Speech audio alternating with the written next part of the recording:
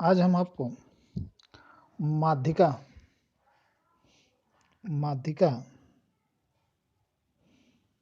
पढ़ाने जा रहे हैं।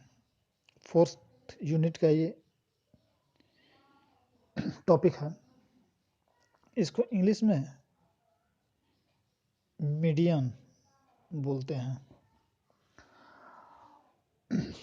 माध्यिका से तात्पर्य यह है कि यदि कोई पद दिया गया है या पदों की संख्या दी गई है, उन पदों को या उन आंकड़ों को पहले आरोही क्रम में, ठीक, असेंडिंग आरोही क्रम में सजा लेते हैं। इस बात को ध्यान रखिएगा, यही लड़के गलती करते हैं। मुझसे भी कई बार गलतियां हुई हैं जल्दबाजी में, लेकिन आपके पास समय पर्याप्त रहेगा, इसलिए आप लोग समझ लीजिएगा। पहले इसको आरोही क्रम में सजा लेते हैं। पदों की संख्या पहले देख लीजिएगा कि एक क्रम में व्यवस्थित है कि नहीं, आरोही क्रम में। ठीक, आरोही का मतलब होता है ऊपर चढ़ता हुआ। जैसा कि मैंने आपसे जो है एक बार क्लास में इसकी चर्चा की थी, आरोही और अवरोही का। इसको इंग्लिश में जो है असेंडिंग बोलते हैं, असेंडिंग। ठीक, इस बात का आप लोग ध्यान रखिएगा कि कोई भी संख्या है या कोई भी पद है या पदों का समूह, तो उसको पहले आरोही क्रम में सजा लेते हैं। जैसे यदि दिया हुआ है 4, 2, 6, 10, 8, तो देखेंगे एक क्रम में नहीं है, तो इसको जब हम आरोही क्रम में करेंगे तो इसको लिखेंगे 2, 4, 6, 8, 10, यानी सबसे छोटा अंक पहले, उसके बाद का बड़ा, उसके बाद, यानी एक क्रम में जो है बढ़ते हुए क्रम में उसको सजा लेते हैं। ठीक, उसके बाद जो है हम जो है इस पे जो है माध्यिका का फार्मूला लगाते हैं। माध्यिका का फार्मूला लगाते हैं n + 1/2, यानी ये संख्या कितनी है, 1, 2, 3, 4, 5 है ना। 5 है तो 5 + 1/2 = 6/2, यानी 3, यानी तीसरा पद ये 6 जो होगा वह उसकी माध्यिका होगी। इसको हम, चूँकि स्क्रीन काफ़ी छोटा है, इसलिए हम इसे एक पेपर के माध्यम से या एक पेपर पर हम इसको समझ लेते हैं। अब हम देख लेते हैं माध्यिका। ठीक, माध्यिका का क्वेश्चन आप देख लेते हैं। माध्यिका का फार्मूला जो होता है वो होता है m बराबर, माध्यिका को m से डिनोट करते हैं, कैपिटल M से। m बराबर n + 1/2। n जो है पदों की संख्या है। क्या है, पदों की संख्या है, कितने पद हैं। जैसे इसमें देख लीजिए, जैसे नीचे लिखा हुआ है जो पद, 1, 2, 3, 4, 5, 6, 7, 8, 9, यानी कुछ इसमें पदों की संख्या कितनी है, 9। तो इसमें जो है n = 9 हो जाएगा। +1 माने उसमें एक जोड़ देते हैं बटा 2, यानी उसका आधा कर देते हैं, यानी m = n + 1/2। इसको एक एग्जाम्पल ये है, इसको इसके तहत देख लेते हैं।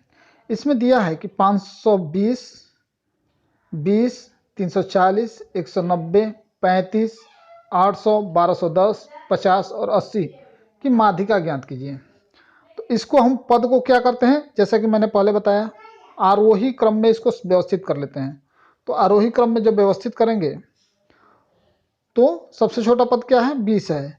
तो 20, 35, 50, 80, 190, 340, 320, 800 और 1210। इसको हमने एक आरोही क्रम में, यानी बढ़ते क्रम में सबसे छोटा पद मूल्य नीचे और सबसे बड़ा पद मूल्य लास्ट में लिखते हैं, यानी एक क्रम से सजा होता है। उसके बाद इसकी क्रम संख्या हम लिख लेते हैं कि कितने क्रम है, इसको गिन लेते हैं। तो पहले आपको लिखना होगा, जब इस क्वेश्चन हल करेंगे तो लिखेंगे पद, यहाँ लिख लेंगे पद, ठीक, ऐसे, और इसको पूरा सजा देंगे। और उसके बाद क्रम संख्या इसको लिख लेंगे ऐसे, और माध्यिका m बराबर n+1/2, यानी n क्या है 9 है, जैसा मैंने बताया 9 + 1/2, ठीक, यानी 10/2, 9 1 10, 10/2 = 5। यानी पांचवा जो पद होगा वह जो है उसकी माध्यिका होगी। तो पांचवा पद गिन लीजिए, 1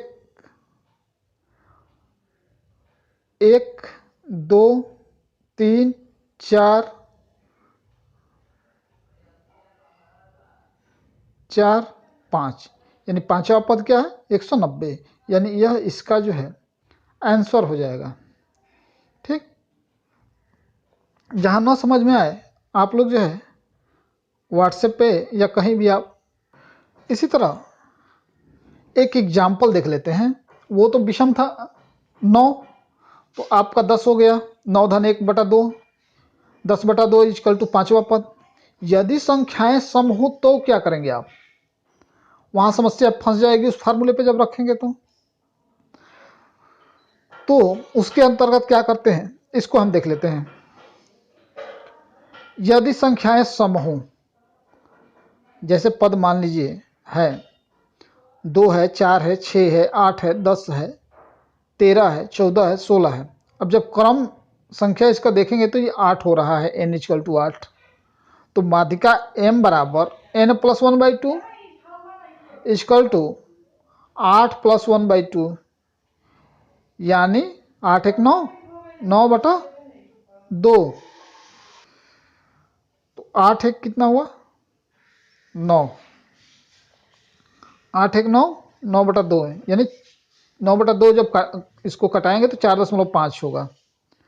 अब 4.5 का मतलब यह हुआ कि 4.5वें पद का आकार हमको ज्ञात करना है, यानी चौथे पद का मान, इसके लिए फार्मूला है चौथे पद का मान यह है ना 4, ये चौथा हो गया और उससे ज्यादा है तो पांचवें जस्ट उसके बाद वाले का मान, पांचवें पद का मान बटा 2, यानी यदि इसकी जगह पर 6.5 होता, 7.5 होता, तो जैसे अगर 7.5 आ जाता तो सातवें पद का मान प्लस उसके जस्ट आगे यानी 8वें पद का मान बटा 2। जब भी सम रहेगा तो वो 0.5 जरूर रहेगा। तो दशमलव के पहले वाले अंक का मान प्लस उससे एक पद आगे का मान बटा 2। ठीक, अब देखिए चौथे पद का मान क्या है या इसमें चौथे पद का मान इसको देखेंगे तो पद में देख लीजिए 1 2 3 4 8 है ना, 8 धन पांचवा पद क्या है 10 है, तो 8 धन 10/2, यानी 10 और 8 कितना हो जाएगा 18, 18/2 = 9, यही आपका आंसर हो जाएगा।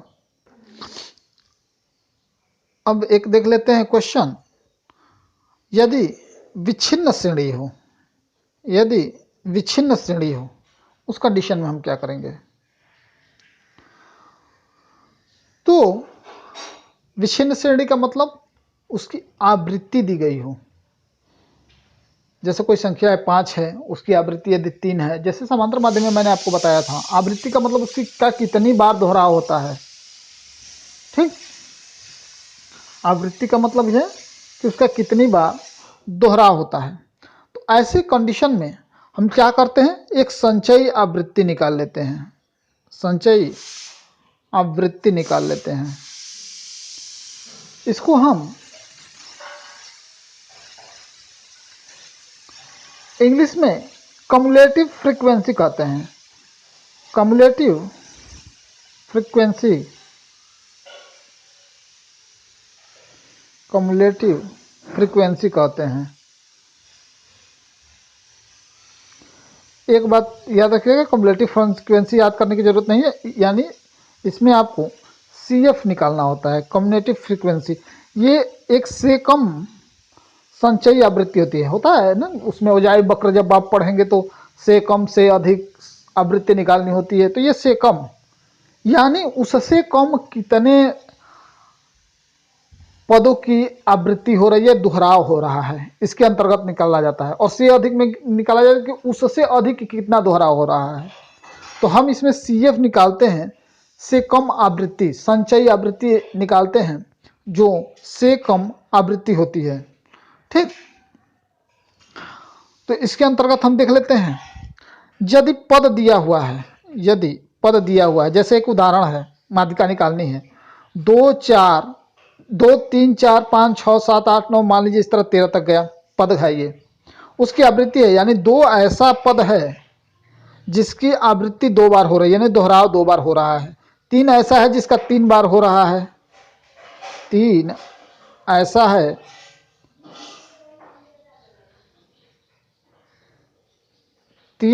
है जिसकी आवृत्ति 3 बार है, 4 ऐसा है जिसका 8 बार है, 5 ऐसा है जिसका 10 बार है, 7 इसका ऐसा है जिसका 16 बार है। तो हमें इस यही पद और आवृत्ति दी रहेगी, आपका क्वेश्चन पेपर में पद और आवृत्ति उसकी दी रहेगी। हमको संचयी आवृत्ति निकाल लेना है। या तो आप ऐसे निकाल लीजिए, या आप ऐसे भी निकाल सकते हैं। जैसे 3 खाने आप बना लीजिए, ऐसे परीक्षा हॉल में 3 खाने आप ऐसे बना लीजिए। एक खाने में आप इसमें पद लिख दीजिए, एक में आवृत्ति लिख दीजिए F, और एक में CF लिख लीजिए, संचयी आवृत्ति, और इसमें क्रम से ऐसे रख दीजिए। ये जो क्रम से ऐसे जो बना रहे हैं, लिखना होता है, ये थोड़ा देखने में अच्छा लगता है, और थोड़ा कम बुद्धि का भी व्यक्ति जांच रहा है अगर, तो वो समझ जाता है कि क्या किया गया है। ठीक, और ऐसे भी लिख सकते हैं। तो इसमें ये है, जैसे पद हो गया, आवृत्ति दे दी। संचयी आवृत्ति में हम क्या करते हैं, जो पहला पद होता है जो उसकी आवृत्ति है, उसको हूबहू वही लिख देते हैं 2। यानी 2 से कम जो जिसकी आवृत्ति हो रही है वो 2 ही है, 2 ही बार हो रही है ना, तो इसको 2 ही बार लिखेंगे। लेकिन उसके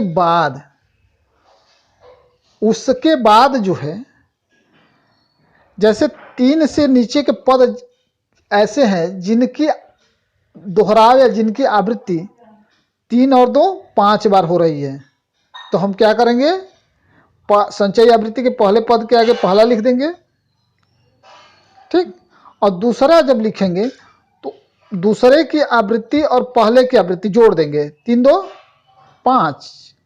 ठीक, तीसरा जब निकालेंगे तो तीसरा पद की आवृत्ति और दूसरे पद की संचयी आवृत्ति को जोड़ देंगे।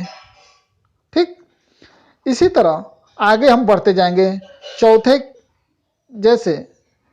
चौथे की आवृत्ति और तीसरे की संचयी आवृत्ति जोड़ देंगे। इसी तरह हम आगे बढ़ते जाएंगे। उसके बाद अब इसका मतलब आप समझ लीजिएगा, संचयी आवृत्ति मैंने बताया है अभी, यानी 13, जैसे मान लीजिए 13 को पकड़ लीजिए, 13 3 के है ना आगे, 3 तीसरे पद के आगे, यानी 8 4 वाले के आगे है ना। तो इसका मतलब यह है कि 13 से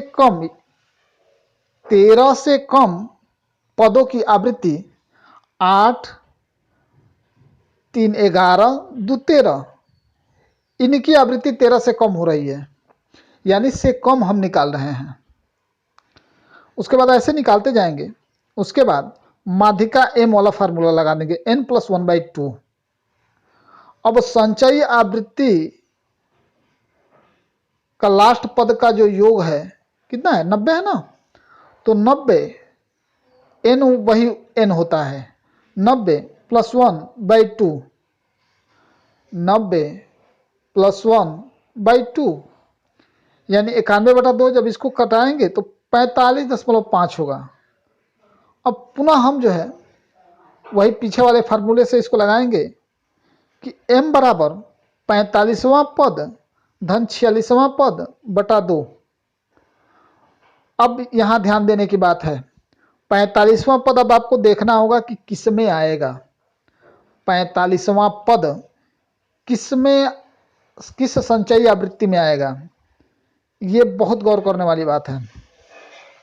जैसे 45वां पद का मतलब यह है कि 35 से आगे है, 35 से आगे है और 51 से पीछे है ना। इसका मतलब कि 35 से आगे वाले पद के मान में वह संख्या आ जाएगी। यानी 45वां जब पद लेंगे तो 51 के आगे वाला पद हम इसमें लेंगे। तो 51 के आगे का पद क्या है, पदमान 7 है, तो 7 ले लिए। 46वां पद भी 35 से आगे है, 51 से कम है, तो वो भी जो है 91वें पद के सामने का पद होगा, तो उसका मान भी 7 धन 7 हो जाएगा बटा 2, यानी 14 बटा 2 इक्वल टू 7। इस क्वेश्चन को आपको कई बार देखना है, इसको जो समझाया है कम से कम 3-4 बार आपको देखना है और इसको समझना है। हमें संचयी आवृत्ति निकालनी है, हमें संचयी आवृत्ति निकालनी है। संचय का मतलब क्या होता है, किसी चीज को इकट्ठा करना या जोड़ना। संचय, मैं ये किताबी भाषा नहीं बता रहा हूं, मैं केवल समझने के लिए बता रहा हूं। ऐसा नहीं है कि आप अब इसको ढूंढने लगे। संचय का मतलब क्या होता है, किसी चीज को इकट्ठा करना या जोड़ना। तो संचयी आवृत्ति का मतलब हुआ कि फ्रीक्वेंसियों को जोड़ना या उसको इकट्ठा करना। अब जो लास्ट पद है ये 90, ये समझ लीजिए कि जितनी फ्रीक्वेंसियां हैं पीछे उनका जोड़ है ये, यानी 90 से कम के अंतर्गत ही सारी फ्रीक्वेंसियां हैं या सारे पद मूल्य हैं या सारी आवृत्तियां हैं। 90 से कम है, 90 से ज्यादा नहीं है, ठीक। तो इस चीज को आप लोगों को समझना है कि संचयी आवृत्ति कैसे निकालेंगे। संचयी आवृत्ति का जो अंतिम अंक होता है वह n होता है, n इक्वल टू 90, और जिस पद मूल्य का मान आता है, जैसे ये 45वां पद और 46वां पद, तो 45 किसके नीचे है। अगर बाय द वे यहाँ पे 51 के जगह पर 45 आता किसी संयोगवश, तो वही पद होता। लेकिन 46वां जो पद होता, अगर 45 के बाद 61 आ जाता, सपोज दैट मैंने एक मान रहा हूं, अगर 61 आ जाता तो 46वां पद 61वां पद होता। क्योंकि 45 तो ठीक है, 45वां पद 45 के अंतर्गत आ जाएगा, लेकिन जो 46वां पद है वो 45 के आगे है और 61 के नीचे है। तो उस दशा में मैं आपको ध्यान देने के लिए कह रहा हूं, इस बात को आपको ध्यान रखना होगा, ठीक। तो इसको आप लोग 3-4 बार इसको बैक करके देख लीजिएगा। अगर कोई दिक्कत होगी तो आप लोग व्हाट्सएप पे जो है हमको बता दीजिएगा।